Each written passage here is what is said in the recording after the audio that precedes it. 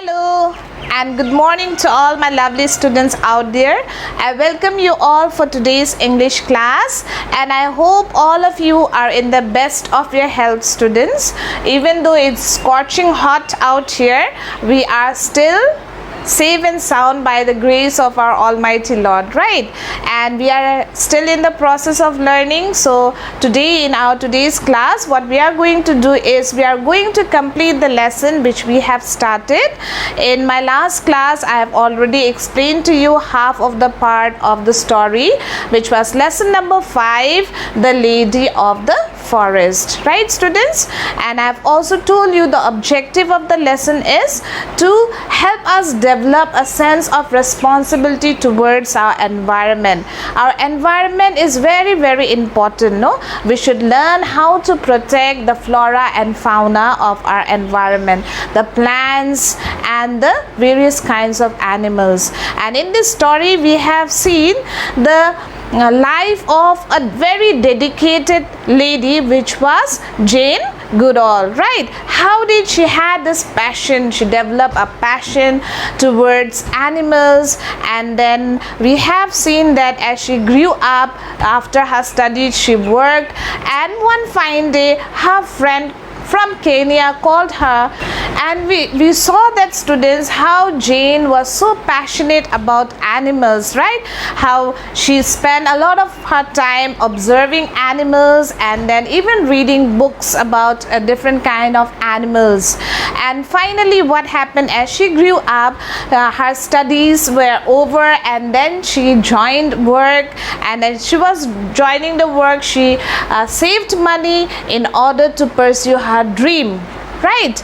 And one fine day her dream came true, because one of her friends from Kenya gave her a call and asked her to come to Kenya and work there. So let us complete our story in today's class. We will see what will happen when Jane goes to Kenya, what kind of job will be offered to her, and will she be able to pursue her dreams which she always had, that is studying the animals in the wild. So please take out your textbook. So students, please get ready with your English textbook, page number 31, lesson number 5, the Lady of the Forest. I hope you still remember we have stopped in Kenya last time. That is the middle of the page of page 31. So we'll continue further and let us see what will happen to Jane, and how will she pursue her dream further.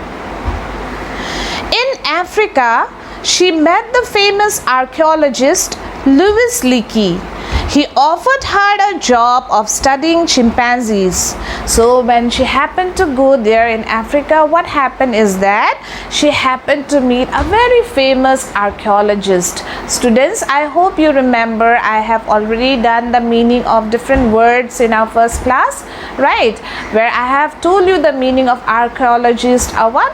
They are people who studies objects from the past, objects of the past. For example, they study coins, they study clothes, they study weapons, utensils, and then they tend to speak about the past. They tend to gather information about the past. So here what happens, Jane meets a very famous archaeologist. His name was Louis Leakey, and then he offers Jane a job of studying chimpanzees. Now Jane was very, very excited, of course, no, which was her dream. That is, it was her dream of going to Africa and then studying different animals over there. So when she got the job, she was really, really happy and excited. Jane was very excited. She moved to the Gombe Stream National Park in Tanzania and began observing chimpanzees. So at first she was so very excited because finally her dream came true. So she moved to Gombe Stream National Park in Tanzania. So there was a national park in Tanzania. She moved over there. That means she left her hometown, which was London. I hope you remember, right?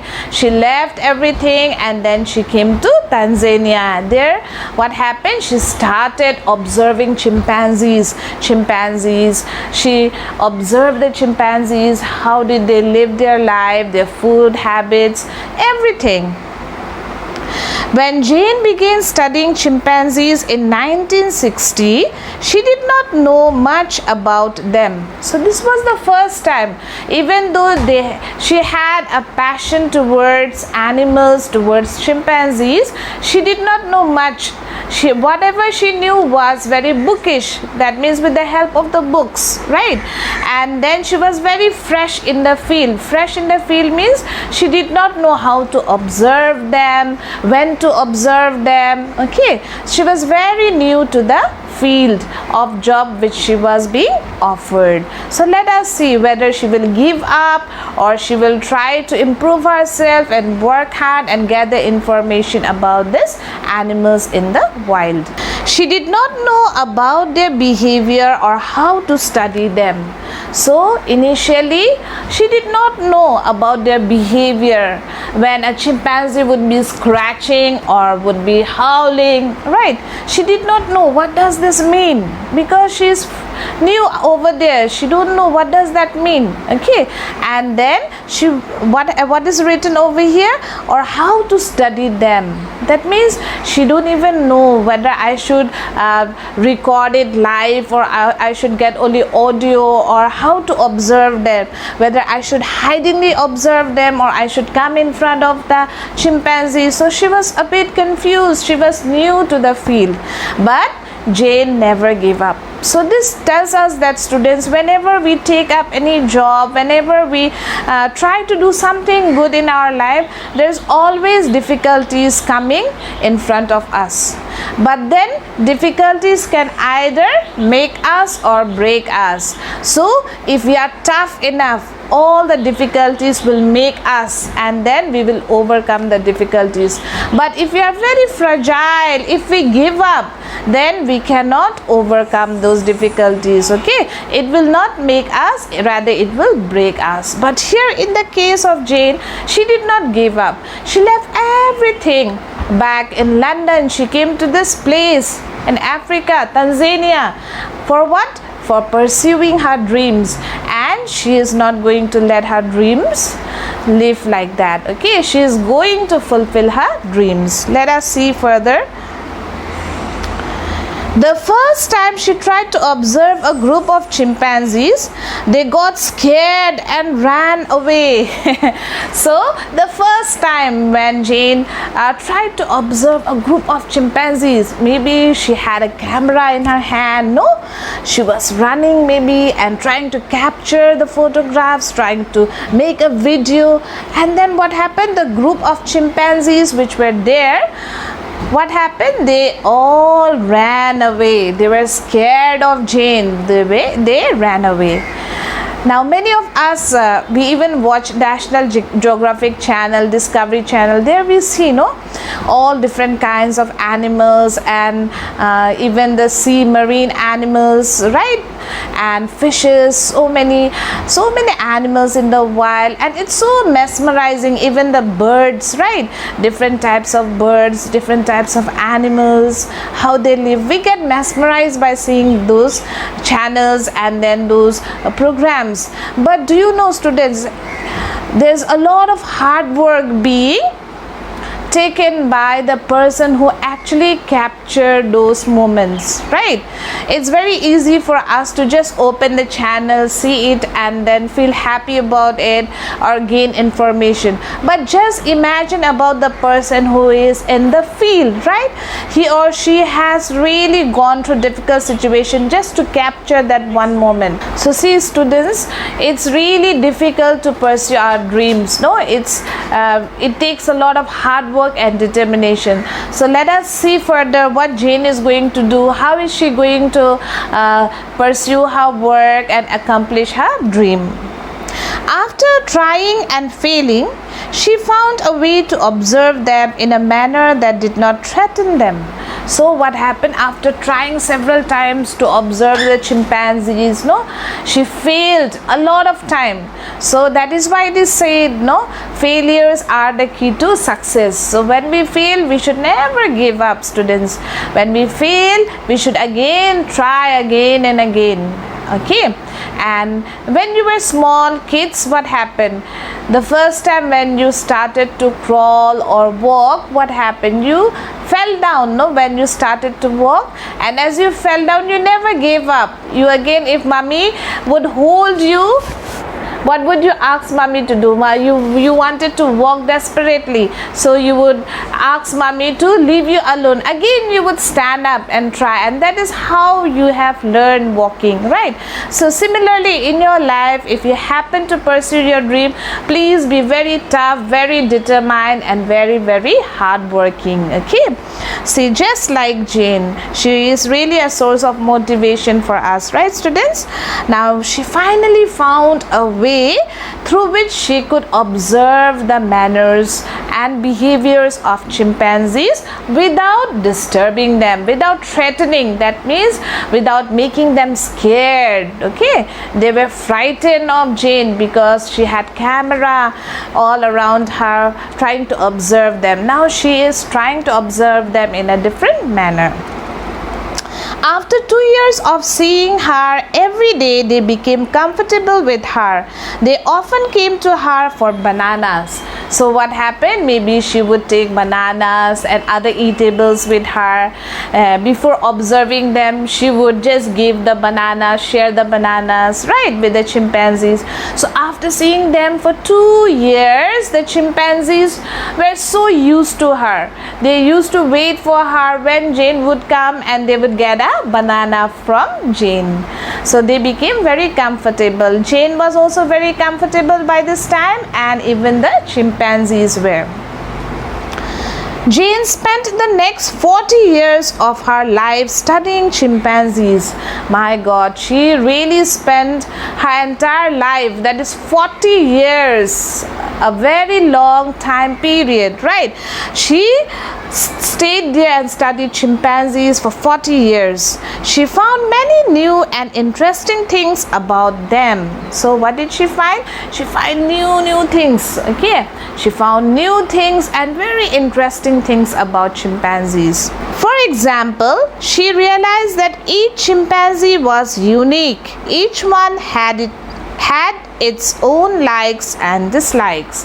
So after observing them for 40 years, Jane came to a conclusion that chimpanzees, even though they look alike, they have their own likes and dislikes, and each and every chimpanzee is unique, is different, just like we humans. We, even though we look alike, no, what happens is that even twins, though they look alike, they don't have the same likes or dislikes or interests, right? So similar was the case with chimpanzees. Impact and contribution. So we are going to read now about the impact and contribution of Jane Goodall's work. Okay, work in the forest, how she spent her entire life there, and what impact she had. In 1977, Jane established the Jane Goodall Institute. So she finally, in the year 1977, what happened? Jane opened an institute called as Jane Goodall Institute. It supports the environment and protects endangered animals.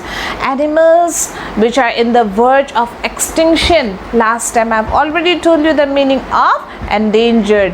Endangered means those animals which are on the verge, means which are about to be extinct. Okay, it won't be there anymore. Only few of them are alive, these animals. So this particular institute, what does it do? It helps to protect those kind of animals. She has won several awards for her efforts to protect chimpanzees. So see, she has won several awards. She got good big awards for her efforts for saving the life of many chimpanzees. Maybe students, at first when she told about her dream of studying chimpanzees, maybe many of them laughed at her. No, what kind of dream is that? Going to the wild and observing what? Observing chimpanzees. They laughed at her maybe. But see, she was so passionate, she was so hardworking that she fulfilled her dream. Not just simply fulfill her dream, but she excelled. She did the best what she could do in order to protect the animals in the wild. We come to page number 32. Jane has written many articles and books about her experiences with chimpanzees. So just imagine, after spending 40 years in the wild with the chimpanzees, she has written many articles, not just articles, books. You could also get one and please read it.